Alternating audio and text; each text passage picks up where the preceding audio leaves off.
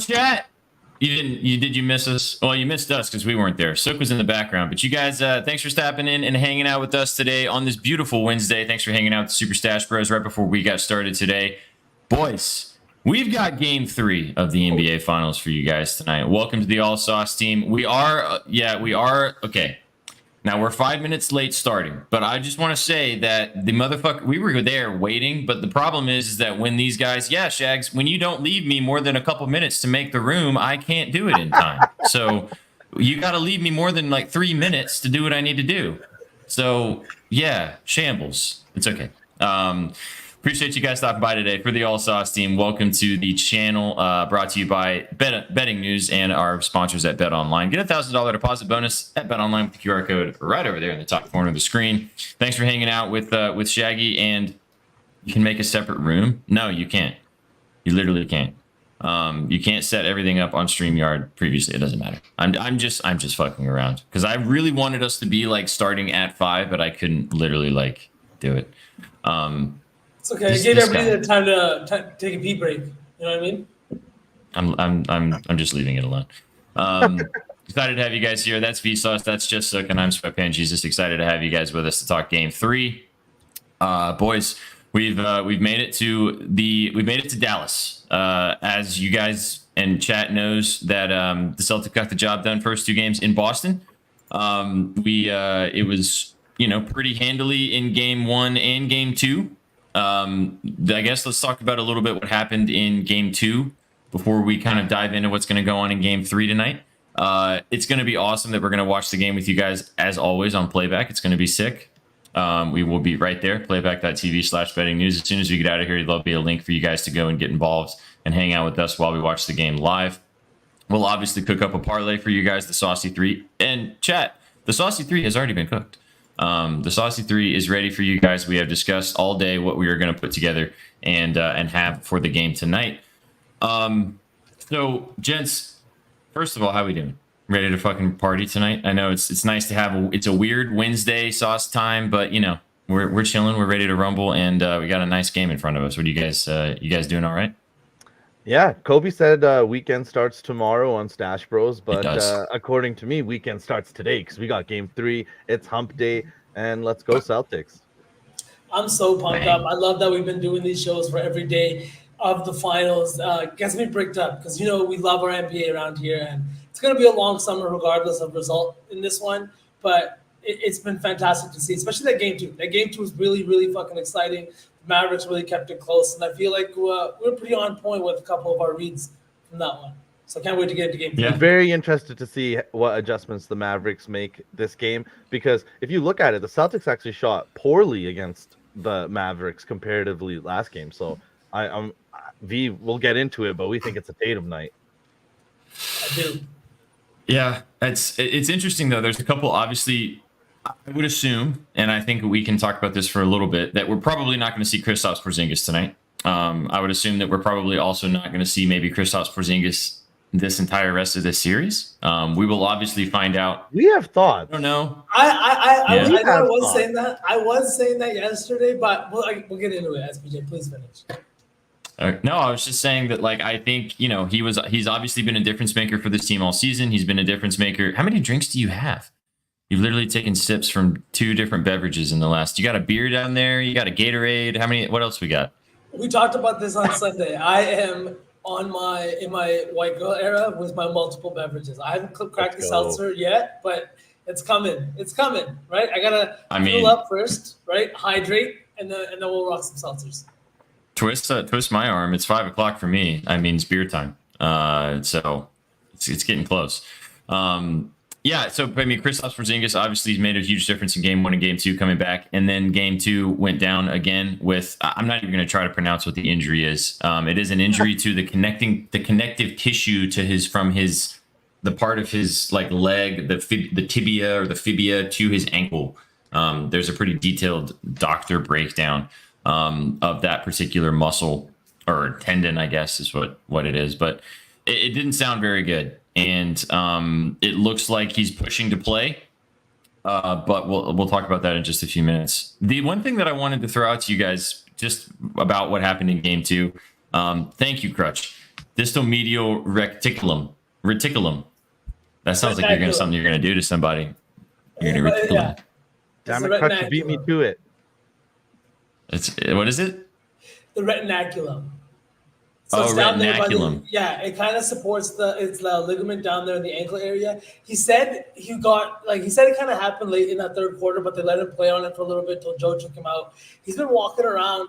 I sent you guys, I don't know if I sent it in the group chat just a sub, but he was being interviewed and he was saying it. He's like, I'm gonna play. And the way he's been walking around, I know it's just walking, obviously it's different in terms of playing, but I really think that he's more of a game time decision than I initially thought. I mean, they said that they've taken the decision out of his hands and that they are going to. It is literally going to be a GTD. I think that he's not going to play personally, but we'll find out. We'll talk about it a little bit more. B is also a doctor, so that's why he knows all of the things that you just said. He's not just saying those things, or he's going to be a doctor soon. He's playing. So, Yeah. you think he's playing? I think he plays game 4. I think he plays game 4 as a decoy. Doesn't Okay. have him running around doing cardio. Joe Mazzulla is a psycho. Okay. He is a psycho. Can we talk about that real quick? I didn't really understand this from following the Celtics with you guys all season. Dude, he's a fucking weirdo. He's Because a we don't strange send you these motherfucker. interviews. We Dude, hide them from you. I'm glad it hasn't gone more viral. He's Yeah, been there's so- horrible. It's totally since gone training viral. camp. No, there's so many Dude. more clips like this. This is not the first time. Like you saw the Oh, one no. There's one. Oh, There's one the king interview and where he queen goes, or whatever that was, right? Or Yeah. the princess. He's like, no, all I know is one king and queen. he's That's Mary and And one Joseph. queen. God, Mary, and Joseph, or however it goes. I'm not I was familiar like, with that whoa. royal family. Yeah. Yeah. Dude, there was the other worst one where the media asked a bunch of questions. It was the end of the presser, and Joe just goes, "You're not gonna ask me about X, Y, and Z? No? Okay, cool." And he just gets up and leaves. Like There's he's the one always that- been fucking weird. There's the one that he references the fucking scene from The Town, and he's literally referencing a note where he leaves a note at the end and it says "fuck you." Is that what it says on the end? I forget what the note says, but he leaves The it on note his says, "I'm card, pretty yeah. sure fuck you," and he literally says, "He's like, does everybody asks me or talks to me about The Town, but nobody ever asks me what my favorite scene is." Like that's a normal question to ask. What's your favorite? I don't know. I froze for a second there. I'm gonna keep going, but what's your favorite keep going. scene? And then he names a time, and he's like, they're leaving town, and he leaves a note, and then they clip it together with the scene, and it's just the cop walking up to this car, and there's a note on the car, and it says "fuck you." Like what is going on here, Joe? Yeah, So funny. it was basically they were asking about like the coach. This is the first time since the 70s that there's been 2 black head coaches that are leading their teams to the finals, and he was like, how many of those coaches were Christian? Yeah. He's a funny guy, man. He is a funny. And then there was guy. a deadpan silence for like 10 seconds because the reporters were like, Shocked. This is okay, the best. No one let's touch move it. on. Media has No been one. talking to this guy for so long. The fact that there's still dead silences like that means that nobody knows how to interact with him. He's just an enigma. It makes no sense. They were talking It's about crazy. this, I think, on the Pat McAfee show, right? And they're talking Gotcha. about his interviews and this and that. And they were like, you know how like Belichick gives you nothing. Like Belichick doesn't give you weird answers, but he gives you nothing, right? So he's Mhm. like, if you win, you can kind of do these interviews for as long as you fucking want, right? You know what I mean? And so they're like, Sure. like strap in if that's the case, but it's just gonna get weirder from here on out. I can tell you that. But he's well respected around the league. Like even guys like Matt Barnes and Steven Jackson have talked about it. He's like he might not get the respect in media circles, but the players respect him, and everybody in the NBA respects this guy. Knows that he got that job because he deserved it, not because he fell into it because of the Ime situation. Yeah, dude, if Well, I'm I mean- remembering it right, he was a dog in college. I think he played at VCU, and he was like, he had battles with fucking Jimmy Butler and Marquette. Like, this guy's a dog. You can't. I know, Jesus. I know. I saw. I know. I honestly, I'm glad because our buddy NZ took it, and I out of principle, I should have taken it again today, but I said, you know what, I'm going to let Yardon have a day off, and of course he goes Yard.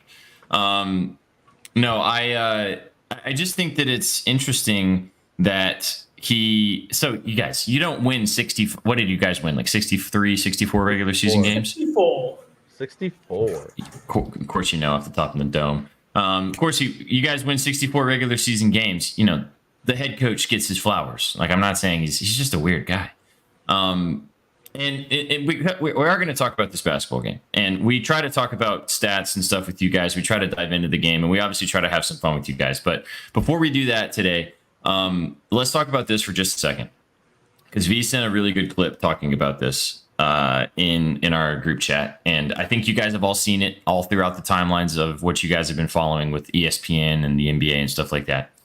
Can we just all agree that Stephen A. Smith and Kendrick Perkins should never talk about the NBA ever again in their lives? Like, can we just send these guys? I like Woobon. I like him on the interruption. No more NBA He's talk good. from that guy. Okay, fair enough. I just think that he's having to deal with the bozoery of Stephen A. Smith and Kendrick Perkins. What the fuck is ESPN doing? What the actual fuck are we doing? We're spending a 15-minute segment talking about the fucking, oh, you got a friend in the chat. Look at that. Fuck yeah. Let's go. It's literally Stephen, like, they spent an entire segment talking about how LeBron unfollowed Kendrick Perkins. There's a clip that you sent that talked about how Stephen A. Smith was using Tim Hardaway Jr. as an example of a player for the Mavericks that needs to make more of a difference. My man hadn't even fucking suited up for half of this fucking series. It's just, you guys probably learn more from watching us on our tiny channel, which we love you, than Stephen A. fucking Smith. Come on, dude. Oh, then Stephen This A. guy Yeah. doesn't- Then Stephen A. Yeah. Michael Wilbon's great. Kendrick Perkins can also fucking get out of here, man. What are we doing? Why is Yeah, that I thought news? Steve- Yeah, I thought- Go I ahead, thought Sam. Stephen A. was going to be buried after the Joe Rogan beef, and he's posting those videos about him throwing punches, and he's throwing the most weakest fucking flailing body shots and posting that like a threat to Joe Rogan. There's been so many beefs Stephen A's had, whether it's with the Monica McNutt, I think her name is, with the WNBA. He just has beef after beef, drama after drama, bad take after bad take, and we're at fault. We are. It's our And fault. he loves Because we to still play talk about victim. it. He Yeah. loves to Always. play victim every single time. The other day when he talked about Lonzo Ball not being able to stand up, right, or not being able to make it upstairs, he was so butthurt that Lonzo posted that video that he went on and said, "Oh, so you can get up from a chair." Like, that's literally the thing that you were arguing against. You're gonna sit here and tell me that wasn't a bad take, whatever the fuck you want to call it, right? The things that he said about the Celtics and all this kind of stuff that we have to listen to. The Tim Hardaway fucking cake suggestion that he had. Didn't we see Tim Hardaway minutes? Was it late in game one? Was that right? Or was it Yeah, game no, two? they did give him Yeah. a stretch, but Yeah. they've Yeah. definitely liked Hardy and Green more in those bench roles. Absolutely. And you can watch, if you're just watching these games, you can't just look at fucking stats and look at what guys are going to bring to the table. Like, Derek Lively's been a minus 15 in back-to-back games, but he's giving you way fucking more on the floor than a guy like Maxi Kleber is, who's now played 19 minutes, I think, in back-to-back games, or like 15, 16 minutes in back-to-back games. I'm going to get more and talk more about Derek Lively in a sec, but it's really fucking weird, man. And I just feel like these guys have no pulse on the game. Either they're not watching or they're not paying attention. Don't worry, Austin. We'll get there. We'll get there. Yeah. Overall, it's, dude, let's go. I mean, overall, these guys are obviously doing a job and they're making millions of dollars. So it's not like it's a huge deal. But I mean, like, can we just acknowledge, it's just so fucking terrible, man. Like, I don't even watch most of those shows anymore because I saw that they re-signed Shannon Sharp to like an extension because they were like, he works so well on First Take and he does such a good job with Stephen A. Smith giving him banter and stuff. And I was like, yeah, that's a bunch of horse shit. They want Yeah. the views from fucking Shannon Sharp's podcast with Ocho Cinco. That podcast is one of the fastest growing podcasts of all time. They are fucking nailing shit, and they go live like most nights. And it's just fucking Shannon Sharp drinking fucking whiskey and Ocho Cinco puffing on cigars, and they just shoot the shit. It's a fucking dope podcast. Good shit. Indeed. What up, Prindy? All right. I just wanted to get that out there. You sent that clip today, which was great. We all kind of talked about it in the group chat, and I think that you guys can all agree on the fact that Same. also they spent so much time talking about and I mean, you know, Sook and I love glazing the Lakers, but they spent so much time talking about the Lakers head coaching bullshit, and it's like, what the fuck? We are in the NBA Finals. This is the best 2 weeks of basketball of the entire NBA season, and we're spending time talking about this horse shit. No, I don't give a fuck. We got 3 months. You can talk about that. Go This do is what that then. happens. This this is what happens when you have LeBron James and the NBA's darling Lakers, and they're both on like the same side. They're always going to be in the news cycles in some shape or form. It's just ESPN wants to talk about them, the league wants to talk about them. It's a constant theme. But before we get to the game, I had this random thought. Can you imagine the locker room when Ime was still coaching the Celtics with Joe Mazzulla and Ime both on the same staff, and how different those two must be in terms of just like vibe and character? Oh my and God. everything? The pseudo intellectual nonsense that probably goes on in the Celtics my locker God. room when it was JB, Kyrie, Joe, Ime. These motherfuckers were probably pretending like they were mystics while they were talking hoops. Oh my God, Dude. that's Just the on the ground of laurels or on the ground of morals alone, Joe Mazzulla and Ime Udoka having to chat about it is fucking crazy, man. That's wild. All right, enough bullshit. Guys, obviously 2-0. Celtics, handily got the job done in Boston. Series swings now over to Dallas to for the Mavericks to look to show a little bit of a pulse. Now, obviously, so what we can agree on, I think, in this situation is Porzingis, even if he does play, he's going to be banged up. He's going to I'm not getting be. the pulse. I'm not getting the pulse.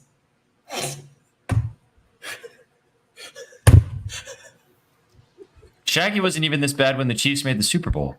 I promise. I said Jesus. it. I said it before playoffs. You started. did, I you said I'd did. be worse. He I worse. said I would be worse than Shaggy.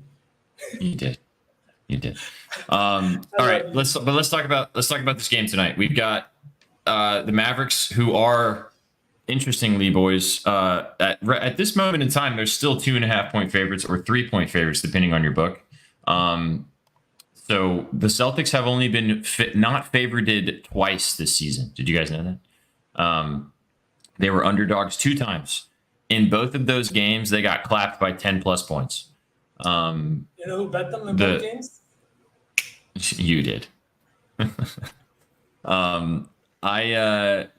Dallas -2.5 is what I'm seeing. There are some threes out there for the Boston side of things. If you're feeling that way, the over/under is set at 214.5. As I said, we already have the saucy 3 cooked for you guys. We all have our favorite plays in this game. From a sides and a totals perspective, what are we kind of feeling like is the lean here? Do you guys feel like that it's too many points for the Celtics? Do you think that this should be more of a pick 'em? Try to take your green glasses off, and let's look at what we actually think the line should be in this. Take the contacts out. I was about to put What do you my guys eye think? out. But yeah, same thing. I think right now we need to see the Mavericks do a lot of course correction. They had 15 turnovers last game, and that led to 21 points off the turnovers for the Boston Celtics in a game where they only scored, I think, 105 or 107. 21 points off turnovers. If you're feasting 25% of your points off the other team's mistakes, that's a recipe for absolute disaster. And I was talking about last game, the Celtics having a letdown spot and giving up the home court advantage in game 2. And I thought about that a lot this game, but I don't. I think the Celtics win tonight. I think the money line looks good. I think anything Celtics looks good. That's just I've gone completely opposite from analytical to now being unhinged as V. Fuck it, take the money line. I'm sorry, we might get a boring finals. We might sweep here. It's hard to sweep any team, but we might do it. Okay. I will say that if you like the Celtics tonight, just take the money line. The +130, +125. Just keep the points. Just take the money line. It's 2.5. It's not worth it anyway. It's a bucket. Like, I mean, from a gambling perspective, obviously, chat, if you like the 2.5 points does indeed matter. But I mean, the Celtics could win this game by 10 very easily. I feel like that, again, and I said this in Spaces earlier today. I told you guys this going into this series, and I have decided that I'm going to do it every single game that we get. I am betting Luka's points every single game, regardless of the number, regardless of what it's at. I've just gone ahead and decided that I'm going to bet it every game. So first play for me is Luka Doncic over 32.5 points.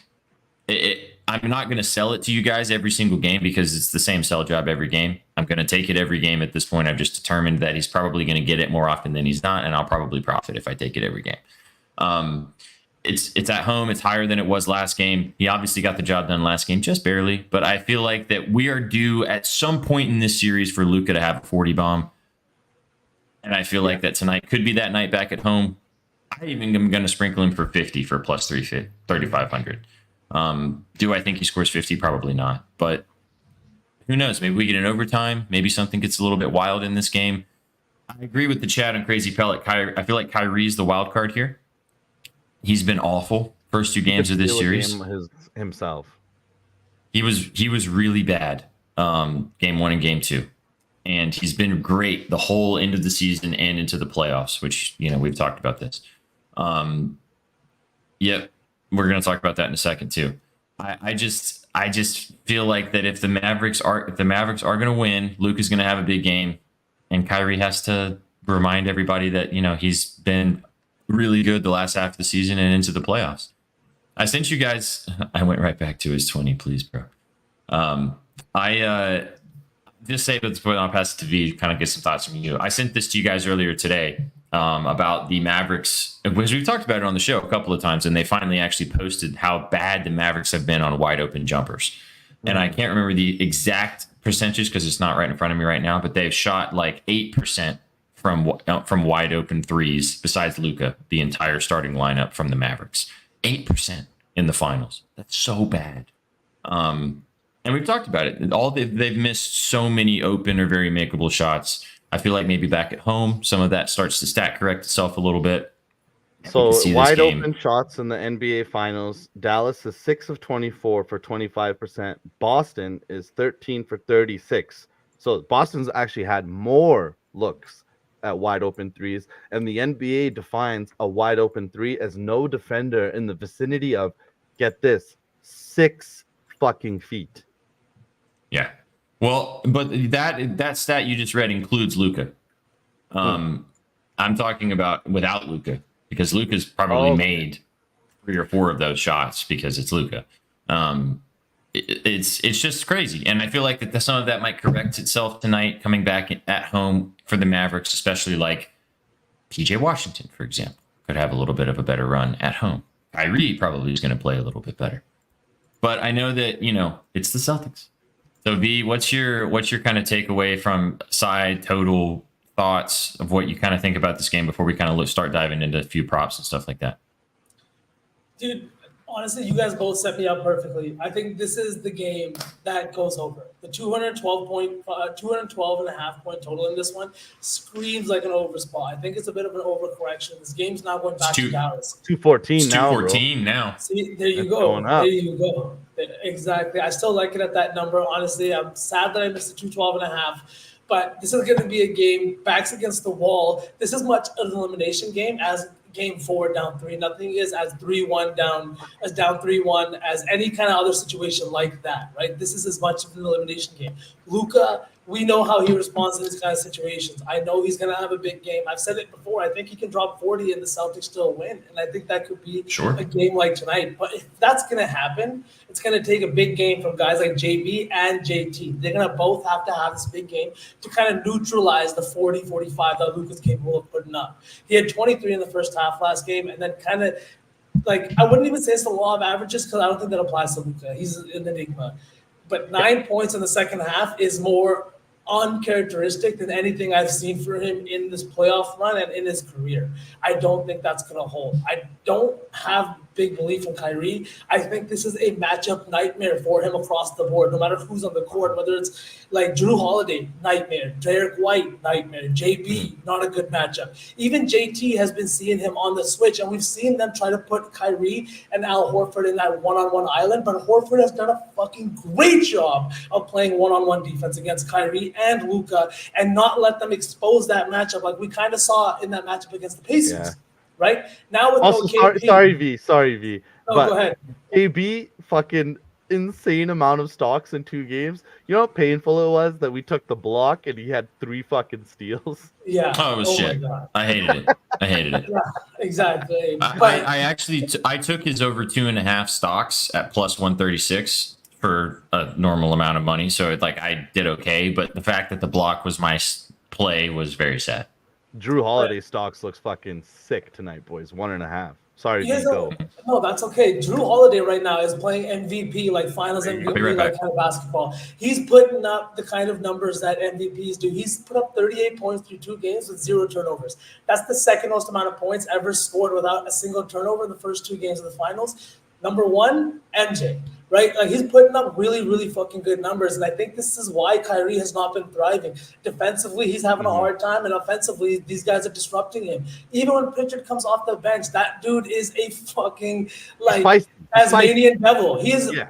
energetic. He's all over the place. He's and on the he's board. in your face. Exactly. And I just don't think that it's going to come from Kyrie. But like SPJ said, they're due for some progression from the 3-point spot. The Mavs are not going to shoot 8% as a team outside of Luka. And the things that you just said about how the Celtics have shot. Game 2 was the game that the Mavericks were supposed to win. The Celtics shot terribly from 3, and they still pulled that one out. There wasn't a single 25-point scorer in that game. Tatum had 18. JB had, I think, 20 points. And it was Drew Holiday with 28. That was the big difference maker in that one. And that's because they kept continuously attacking Kyrie and Luka matchup. And if Luka and Kyrie aren't going to step up defensively the way they did in the last 2 series, this one might be over in 4. I think this is a good transition because we've talked about this a lot on this show. The Dallas Mavericks bench players play markedly better at home. They love that home crowd ACC center. They love that shit. Derek Jones Jr., who we should probably put a missing persons report on. I think he could have a bounce back game. PJ could also have a bounce back game, like Crazy Pellet saying in chat.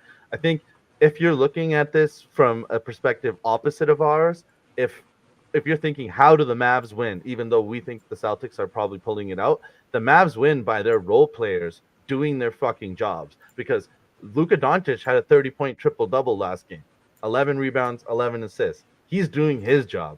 The rest of the other guys, like they always say on TNT, the other guys need to do their job. I think Luke is going to have to drop 40 almost every game for the Mavericks to win this series. Because he proved it last game that, Luka had 32, 10, 11, and 10, and they still lost. Mm-hmm. I just feel like that he's just going to have to come to the point where he's just going to have to take some contested shots. He's going to have to be the guy on multiple possessions. The greatest part of what Luka does to this team, and we've talked about it all season long, is that he puts guys in the best possible position to succeed. If the guys aren't succeeding, you're going to lose. And I think it's to the point now where he's just got to, go, you know what?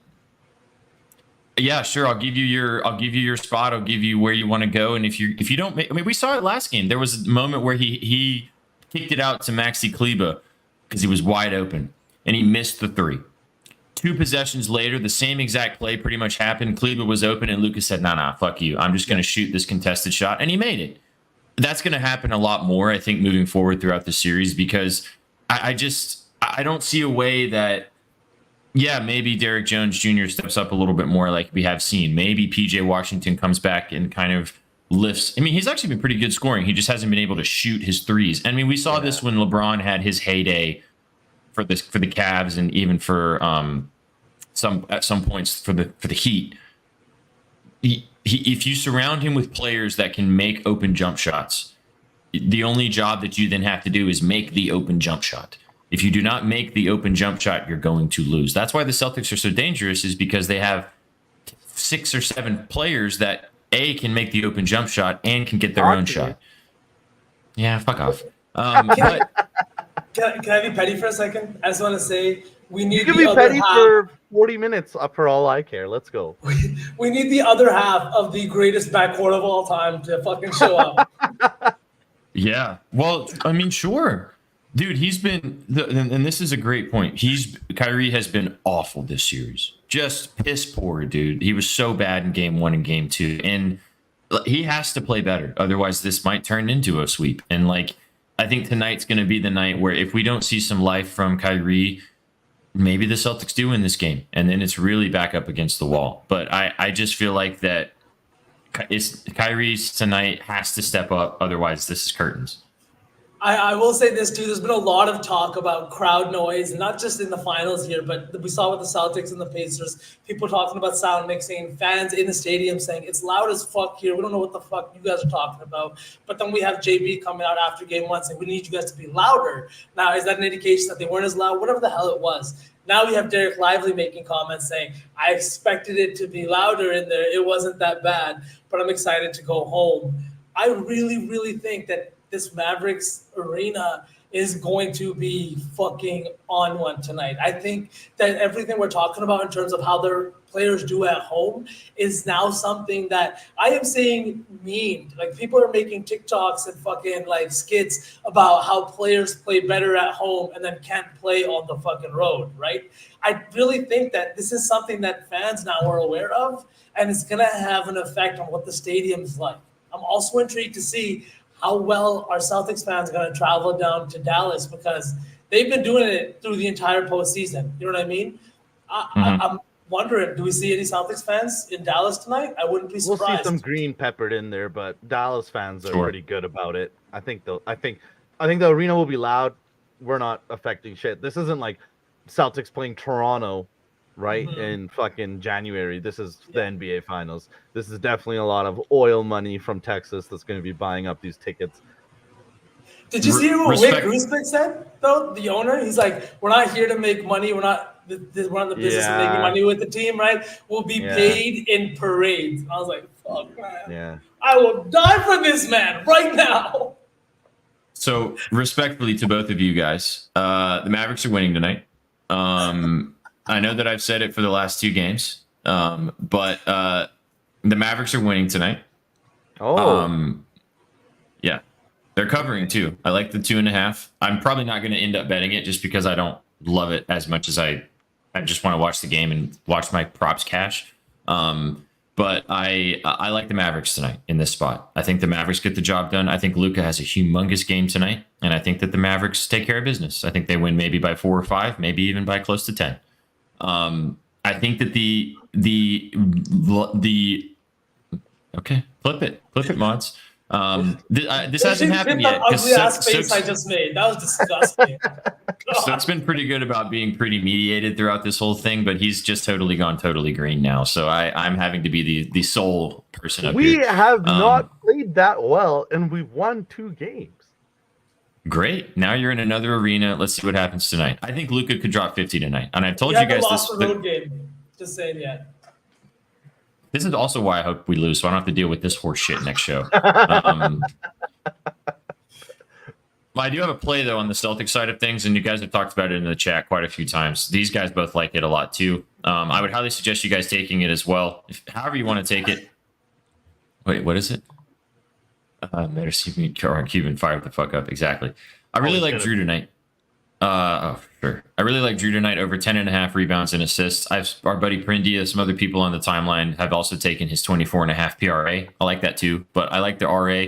I mean, we've talked about it, boys. He's been everywhere. He's been grubbing on the glass. He had fucking 19 potential rebound opportunities last game, had a double-double. It's his birthday today. He plays better on the road than at home because he's a veteran presence that these guys can lean on, who's been in the finals before. I don't see a way that he doesn't have plenty of opportunity to get some rebounds, probably get a few more assists. He actually only had 3 assists last game on I think 11 potentials. Pretty low for him in the actual number itself. And it kind of ties in with what you're talking about, Via, and actually both of you guys like Tatum to kind of score a little bit more. You're also taking away, even if Zingas plays, he's not going to be 100%. So you're taking away 12 to 15 shots, probably about 15 to 20 points out of your lineup. Somebody's got to make up for that. I feel like Tatum's the best option. He's due to kind of step up a little bit and have a good scoring game. I think Drew will have plenty of chances to feed him. Love the RA number here. I will be also sprinkling the double-double. You can't bet the triple-double, unfortunately, but I'll find ways to kind of ladder it in different options. But I love yeah, exactly. I love the RA for Drew. Just so you guys know that I can bet Celtics players. I'm not just going to bet Luka the entire series and call it a day. But I love this number. I got it last night. It is still at 10.5. This is actually, but they're both pretty equally my favorite bets today. I like them both. I love this. I really like it, and I think that one thing that's going under the radar right now with the Celtics guards, because their defense being highlighted so much, is the fact that Derek White and Drew Holiday are attacking the glass. Derek White had 5 rebounds last game, and I think 3 of them or 2 of them came on the offensive glass. Right, that's what they're doing because they have a mismatch on the other side. Because guys like Luka and Kyrie are kind of trying to hide defensively for the most part. It gives them an opportunity to attack the offensive glass and find rebounds that kind of don't belong to them, especially when the Mavericks have to go smaller with Gafford on the bench and Lively out there, right? Lively's a great rebounder, but he does give up size. And because of that, guys like Drew and Derek White, who are a little bit stronger than their size may indicate, I think that they do a great job on the boards. We saw Drew, he had a double-double last game just on the glass. I don't think that anything changes, especially without Porzingis. Porzingis usually isn't the guy to be stealing rebounds from you, but he has done a great job on the glass in this series, and so has Tatum, right? He had a double-double in the first game. Now Tatum was a near triple-double in game 2. And I just think that this is a good spot because it's the NBA Finals. There's going to be plenty of offensive rebounding. Everybody's giving it 110% on both sides of the ball.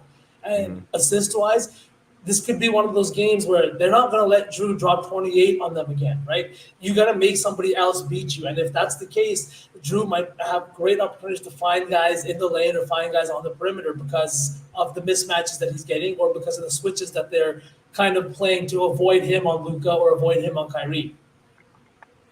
I mean, we got a W comment for you guys, which kind of ties into your favorite play today, V, of like lightning saying, it seems like everyone has come to the consensus that Tatum can't score anymore and there's no way he can go off ever.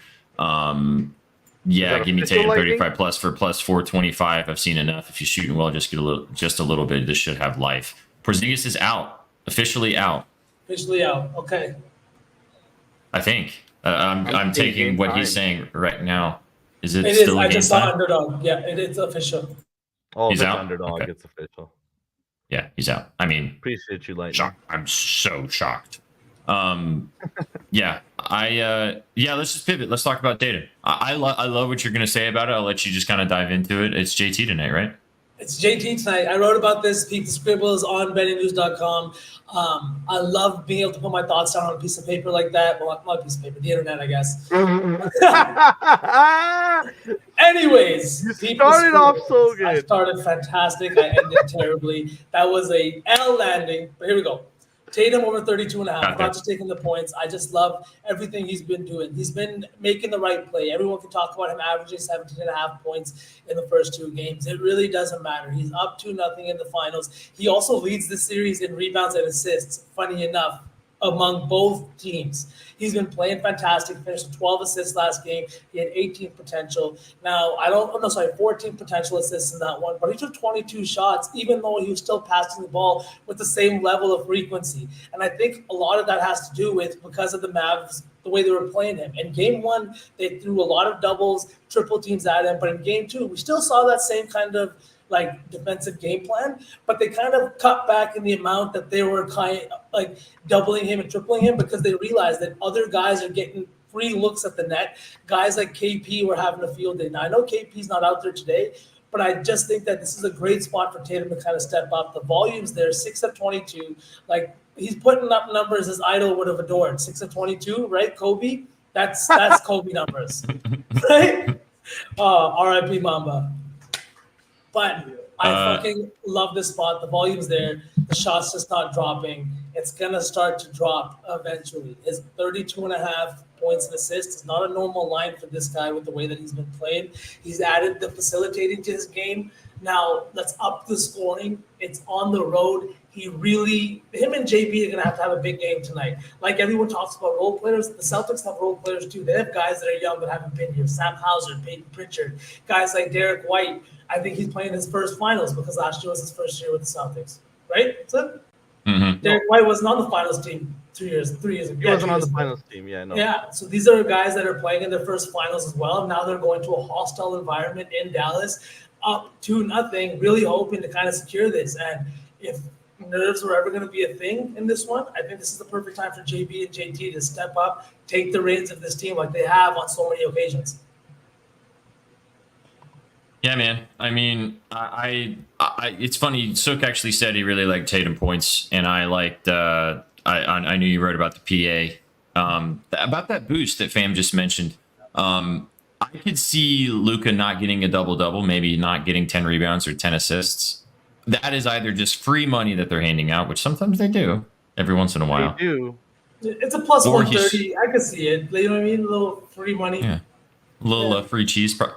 I mean, I think he could also just drop 40 and not have to get 10 assists, or 10 rebounds. Yeah, Ron Lux, I wrote about Lively's rebounds. I have it at 7, a plus 104 via Bet Online. Go, people are friends over there. They have the best line available. Yeah. Dang. Speaking of Bet all right. Online, I got my play at the best odds on Bet Online. Celtics team total over 105.5. I just think we're gonna hit this line. Like V said, this is the opportunity for the game to finally go over when it's gone under the first 2 games. I just think in Dallas we see kind of a higher paced game than we've seen the last 2. Dallas's offense has been horrible. I think they're gonna get a boost from that fan base tonight. But I do think this is the game, V, where we see the Celtics go up 3-0. We lose game 4, we come home, and we win in 5, like I always said a couple of weeks ago. But that's my POD. Celtics team total over 1.5, over 105.5. Yeah. I mean, we talked about V likes the over. I like the over too. I still can see the Celtics having a big game. I mean, the defensive strategy from the Mavericks isn't going to drastically change, I don't think. They can't really do anything different necessarily. Their defense has been working, in my opinion. Sure. The Celtics The way have the just, I mean, Celtics shot, yeah, well, the Mavericks just have shot like ass the last couple of games. exactly. The problem is And they're fucking role players.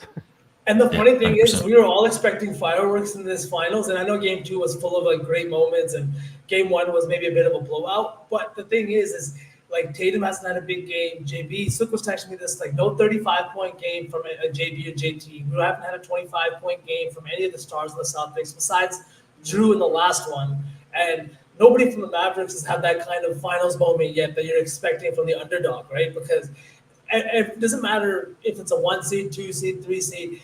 There's always going to be a dog. There's always going to be a favorite, right? And you got if you are the dog, you need that kind of performance from your guys. You need somebody to have that kind of like Sook said it. Leon Poe stole a game in 08 for the Celtics, right? There's Duncan Robinson helped steal a game against the Celtics. We had Caleb Cody Martin. I can't even remember the difference now. Caleb Martin. Both guys are ballers, but Caleb Martin towards the Celtics. You need that game in order to fucking win as the dog. So who's it going to be for the Mavericks?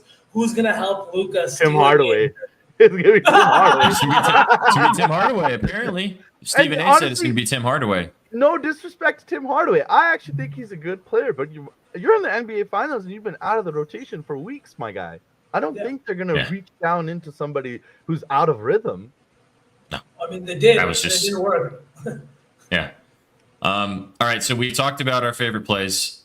This is the saucy 3 for you guys. If you'd like to ride it out with us, nice and chalky. Luka Doncic, 33 points. Jason Tatum, 33 plus points and assists. And the Celtics team total over 105.5. Plus 340 for 3 legs. Not too bad. We're not asking for the world here. You can get this at Bet Online. You can also get this on some other books. You will not be able to get this on the Blue Book because you cannot parlay team totals. So you have to go to our friends or go check it out somewhere else. But plus 340 for Luka for 33, Tatum for 33 points and assists, and then the Celtics team total over 105.5. I really like the look of it. I was going to honestly say, guys, that I would have rather had Drew in there instead of Luka, but I could not put myself a fucking 3-leg Celtics parlay together for this game. I just wouldn't do it. I honestly love your that. strategy, though. SPJ, I tail most of your plays, so I'm taking Luka as well. The strategy is sound. We talked about it in Game 1, before Game 1, again before Game 2. And for the Mavericks, it's like the Celtics is working defensively. They've won 2 games. You're not going to switch up from letting Luka play isolation, right? Now, Luka and the Mavericks have to figure it out with the other players, but that doesn't mean Luka is going to stop scoring 35 plus points, 35 or more per game. You You can't have that. You still need his 35 points. And He you're gonna needs need to play someone the else. exact same he's been The playing. exact same way. He doesn't He's need getting the anything matchups. He's even finding guys in good spots. Yo, the fact that he had a triple-double last game and the rest of his team is shooting 8% on fucking open threes is mind-boggling. And I am here to talk Celtics lore only, so fuck the Mavericks. I'm just kidding. But Luka is beyond amazing, and the scope of what the fuck we've seen so far, somebody come into it. I think Paul Pierce and KG talked about it. Paul Pierce, yeah, he's in his prime right now. Now, how long his prime is yet to be determined. But this guy's been playing professional basketball since he was 16. He was all NBA in his second season. He averaged 27 points per game in the fucking NBA in his second year. Who does that? Who does that, right? No. 5 straight all NBA selections. He's on a very much different planet than most people, right? I think this don't know. is a situation. I'm betting this it with is, you. This is Let's go. This is LeBron versus the Spurs when he was a kid on the Cavs by himself. This is that situation. This is a learning moment. This is a step that it takes to get to the top when you're a GOAT and you're one of the greats that's like on Mount Olympus, Mount fucking whatever you want to call it. But to climb that mountain, you got to have that tough road on the way there. And that's Luka's moment right here. I'm sorry, Luka's taken an L in the finals, but it's his learning moment. Also, I would Sure. say that he needs more shooters. Like, getting him some more shooters in the off season, because right now he does have guys around him that yes can hit a three, and Kyrie can go get you a bucket. But I think that we hype up guys that are like PJ Washington, Derek Jones Jr., who percentages wise are not the best 3-point shooters, right? Like even guys that are coming off the bench. They're dudes that had to Aiden develop Hardy. that to stay in the league. Exactly. They're not guys that are like there was a point in LeBron's career where he was surrounded by fucking shooters. Remember he had James Jones, Ray Allen, guys Boobie in Miami, Boobie fucking Mike Miller. Gibson, knockdown shooters. Miller. Mike Miller. Yes. Fucking the Right? Suns GM Jones. Absolute knockdown shooters to play with. And right now, I don't think we can give Luka that kind of level of shit. I understand he plays with Kyrie, but he needs that same kind of environment that LeBron had. When you have his skill set, you need perimeter guys, especially in 2024 and the way that the league works today. Yeah, that's what I was saying at kind of to start the show. Like, Exactly. if you're on this team to make knockdown open jump shots and you're not making knockdown open jump shots, you're gonna lose. Like that is just a losing recipe. So if the Mavericks come out tonight and shoot their normal percentage, or maybe even they have a good shooting night, Yeah. the Mavericks are winning this game. You hit 2 more threes, that's a completely different game. You might win that game in the last 30 seconds. You hit 7 of the 100%. 8 free throws you guys missed, and that's a fucking tie game. Like, I know, But Exactly. God bless the Celtics, 19 for 20 from the free throw line. Hit your free throws. Hit your free throws. FPJ is like, wow, they still found a way to glaze this out.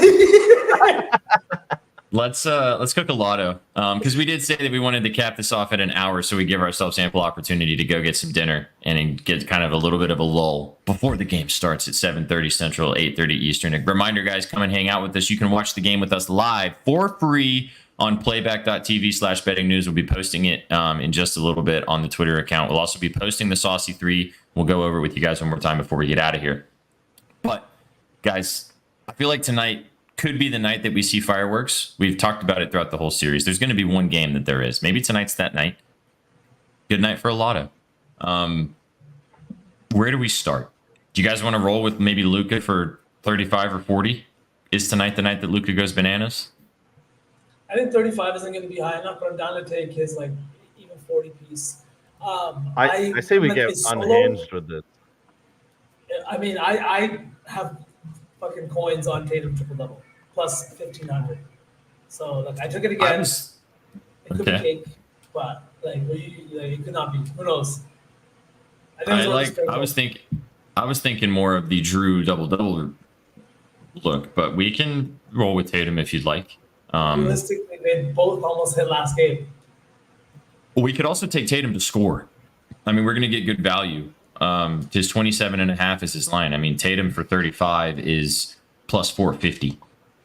He had 33 in back-to-back games versus the Cavs. Mm-hmm. So, I mean, don't fight here, brother. you're gonna lose. Adidas King, I will say, Kobe is a big fan of yours. Big fan. Yeah, big fan. All right, so if we Just 'cause you started said, with sorry, Adidas. Can you imagine right now though? Jordan Brand is going crazy. Luka and Tatum, both Jordan Brand athletes, both with their own signature shoes right now, both in the finals. Like, that's pretty fucking insane. Mike, what else do you need? dude cannot manage a team, but he picks the right superstars to represent his brand. Absolutely. I'm sure he's not picking at this point. I know, definitely. He's got people for that. I mean, so Luka for 40 is plus 370. The other option is we could take 35 and 5 threes or something like that. What if we just took his 6 threes?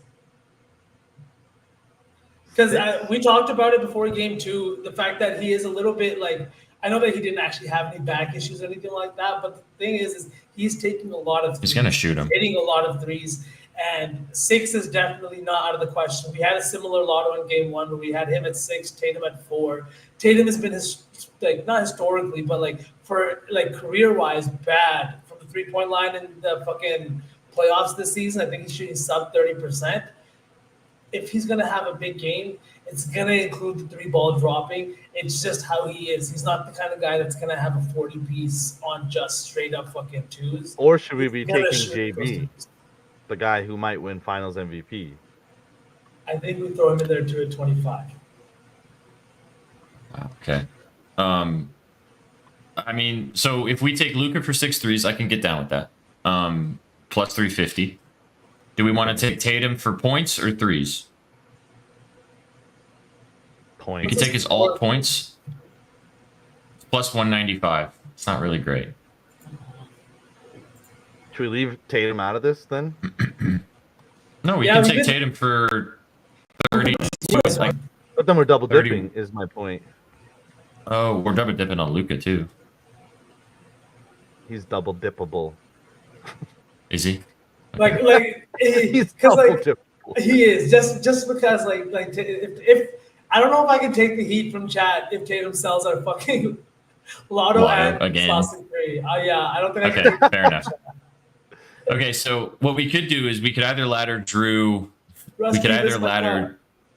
Oh, he's got the cut for you, just for you, Rusty. Boys, we could one take cup. we could take the. One boy, one rusty old man. Oh no, that's Oh, bad. God. We could take Drew's RA. We could ladder it if you guys I was want, gonna say double. Let's get unhinged. or the double. I like the I'm down for the double. double. Okay, if we both like it, his- let's do it. His double is plus 500. Should we just add Horford threes into it and call it a day? 6 from Luka, 3 from him, and a double from Drew, and then let's do lively rebounds. I wrote about it. I'm willing to go to But bat how for high? it. Let me sell you both on it because I know his playing time has sucked, and especially in the finals, he's coming off games where he's playing 25 minutes per game, fantastic minutes. But in back-to-back games, now he's played just 19 minutes, and a big reason why is because Jason Kidd has now inserted a injured Maxi Kleber back into the lineup, and he has done nothing. He has done nothing in these 2 games. He has looked uncomfortable. He has not given them great minutes, and he literally at one point got the ball. Keep going, V. Keep going. We literally had the ball on the perimeter. He has the ball on the perimeter, and he looks around for a good 15 seconds looking for someone to pass to because he doesn't want to shoot it. He's hurt. I don't know if it's his shoulder or what it is, but he's not playing well. And I really think that now back at home, a guy like Lively that can really do something and get the crowd into games with a couple of big dunks, a few lobs, especially with no KP, right? Like, I know Horford and Tatum and everybody, they're great defenders, individual defenders. But the thing is KP does a lot to break up that lob threat to the point where it's not even being thrown. We haven't seen it a lot in the first 2 games. KP's out tonight. Their tallest defender is going to be 6'10" in the middle unless Cornette's getting big minutes, which I really don't see. I know Missoula loves him, but I could see them easily going small today and trying to keep up that way. But I really think that Lively is going to be a threat. He had 3 offensive rebounds in the last one, 7 rebounds. He hit his rebound line. And I think he could be in line for 8 or 9. We're up to the 10. I think even 9 could be a vibe. I think depending on your personal analysis, I think either center on the Dallas side would be a good target for both their points and rebounds, their point PR, right? I think both would be good targets. Like for all the reasons V is saying, if you don't think it's going to be lively, like a few people in chat have said, target Gafford. But I think they both are going to have an opportunity for at least one of them to have a good night. I lean with Gafford, but I like your sell job on Lively, and I like Lively too. And I think that he's down to have a big game, especially back at home. Little invigoration, you know. So he's their best rebounder, man. And like we've said, they're getting attacked on the offensive glass, and that's the place usually the Celtics are lacking.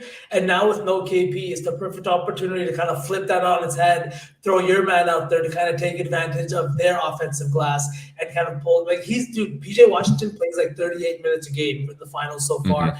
Gafford's playing big minutes, but somehow Derek Lively is still their leading rebounder outside of Luka Doncic. Right? And if we're going to have Luka dropping 40 and doing all the things he needs to do, he needs a little help on the offensive glass or on the glass, period. Right? Asking him to get 15 rebounds and do the shit he's been doing is a recipe for disaster, in my opinion. And can I just say on Crazy Pellet's point, sometimes this matters for a coach. He might see what he likes in the last 5 minutes of a game, and that might give you 7 or 8 extra minutes the next game. I like the 9. V, your sound just got like so much better. That's crazy. Can you? The room is at the temperature that we set it to. So. Okay. It was literally just. Since I moved, this apartment is a lot louder, but it's bigger. So I'm not sure if it's just like the cooling system, but we've all noticed it. Even when we're just watching a movie, it's like, oh my god, it's on again. You guys need some wall art. I feel like I'm talking to two hostages. We're working on that. We're actually, it's like literally SK is working on wall art. He said he's blessing with me because my wall is too plain. I love being able to put my light on, but because it's the daytime, I can't. It doesn't make any sense. All right, so Lively for 9 is plus 240. Oh, I don't mind that. I'm in. That seems like a nice fourth leg with. I'm gonna need you guys to place this for me because I can't take Drew double. That's fine. What's Al?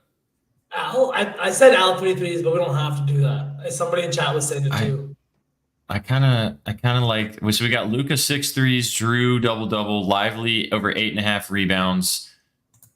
I mean, we need something else. Do you guys? All right, let's chat about this. I don't know what that is, but I'm interested, Rusty. DM me. Sorry. Do you guys think that Kyrie has a big night tonight? I think that's on the menu. I think it is. I think it's always on the menu with Kyrie. But I still just think this is a matchup nightmare for him. But again, I hammered his one steal at minus 200. I hammered the fuck out of it. So I think he's dialed. Horford threes. Crazy Pellet likes it, V. His threes is 1.5 or minus 130. His 3+. I mean, I'd be a little bit more inclined to lean towards the PJ Washington side of things rather than the Horford side of things. But then we've got 3 Mavericks. PJ.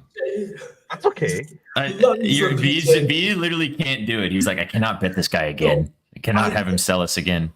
I hate, it's always something. I need him to get rebounds, and he doesn't fucking rebound. And I need him to hit some threes, and he doesn't even shoot them. And it's like, what are we doing here, right? What are we doing here? I can see that too. Honestly, I like a bunch of Al props today. He's, as much as we want to talk about these young guys that are hungry for a championship, this old man is so desperate to fucking win a ring. He has more playoff wins than a lot of franchises do, as franchises. I just think that he's super fucking hungry. No KP tonight. Everyone's talking about the fact that the Celtics don't have KP, and it's going to be huge, and it is going to be huge. But right now, they're undefeated in the postseason without KP. They have a better winning percentage if you combine the regular season and postseason without KP. They haven't really kind of skipped a beat without him in the lineup, and it's because Al Horford has shown up in moments like this. I think he understands the assignment with KP out. He's going to come out and dude's going to fire. He might retire after this one. Who knows? All right. He old. Al Horford 3 threes, Lively 9 rebounds, Drew double, Luka 6 3-pointers, plus I'm so scared now. 26,759. Yeah. Man, that's awesome. Yes. Please. Yeah. I mean, we got to call the show now, so like I think we just do it. Don't overthink it. Yep. All right. That's the one. All right now. All right now. Okay. Locked and loaded. I'll read it off to you guys one more time. It's not getting posted anywhere, just for your beautiful little eyeballs. Cabo. Crazy Pilot knows what's up. Plus 26,759. Luka Doncic to hit 6 3-pointers. I also put in for 50, boys, if you guys want to get spicy with me. Drew for a double-double. Derek Lively for over 8.5 rebounds. And then Al Horford to hit 3 3-pointers, plus 26,759. The Saucy 3, which we will post on Twitter for you guys in just a few minutes before we get out of here, or after we get out of here, is Luka Doncic for 33 points, or over 32.5. Jason Tatum, over 33 points and assists. And then Celtics team total, over 105.5, plus 340 at our friends at Bet Online. Guys, it is great we're doing these every day of the games. It's also great that I'm going to see you boys in an hour and a half, because we've got game 3 to get to at 7:30 Central, 8:30 Eastern. We will be right back with you guys on playback right there below. Give us a follow over there if you're not already. It's free to come and watch the game. We have tokens. Chat has a great time. You guys have all that tapped in with us. We really appreciate you guys rocking and rolling with us over there. Come and hang out, watch the game, have some fun tonight. Gents, game 3, baby. You got any more? You got anything else to say before we get out of here and go nom on some noms before we nom on the court? Fuel up, grab your beverages. Should be a good one. V? I'm scared, but I'm also so fucking excited. I can't wait to see y'all on playback. It's gonna be a good one. Let's get to game 3.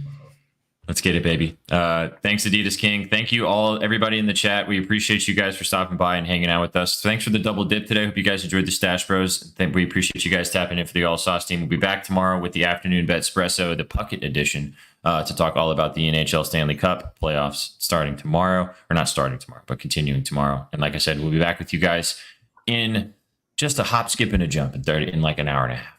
We'll see you for game 3. We appreciate you guys so much for hanging out with us today. This has been the Betting News Network. This has been the All Sauce team. You came for the winners and you stayed for the vibes. Catch you in the next one. Peace, Fuck guys. the Oilers. What you know about rolling down in the